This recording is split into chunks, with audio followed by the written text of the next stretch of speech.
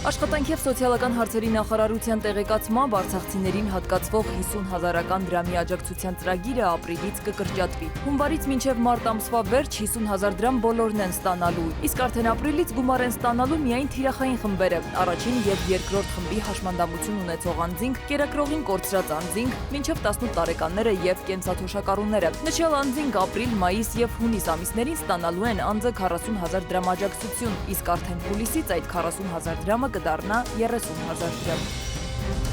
2025 թվականի փետրվարին նախորդ տարվա նույն ժամանակահատվածի 127,241-ի փոխարեն Հայաստան է այցելել 117,372 զբոսաշրջիկ։ Զբոսաշրջության կոմիտեի տվյալներով 2025 թվականի փետրվարին դեպի Հայաստան առավել շատ զբոսաշրջային այցելություններ գրանցվել են Ռուսաստանից, Վրաստանից և Իրանից։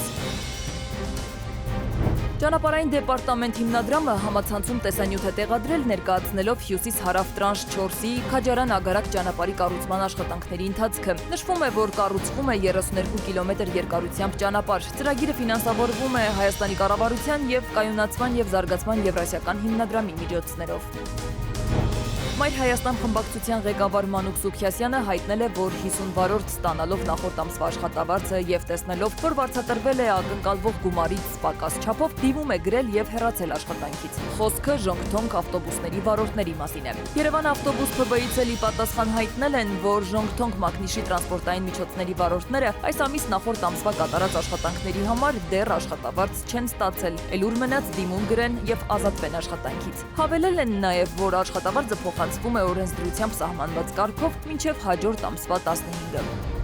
Փրկարարները ժամը 10:15-ին հայտնաբերել են Արագածի գագաթին ձնահյուսի տակ մնացած քաղաքացու մարմինը։ Հիշեցնենք, որ մարտի 11-ին ժամը 15:26-ին Արագածոտնի մարզային փրկարարական վարչության ճգնաժամային կառավարման կենտրոն ահազանգ էր ստացվել, որ Արագած լեռան հյուսիսային գագաթին տեղի է ունեցել ձնահյուս։ 9 անձից բաղկացած արշավախումբը մնացել էր ձնահյուսի տակ, 8-ը դուրս են բերվել, 1-ը անհետ կորած էր։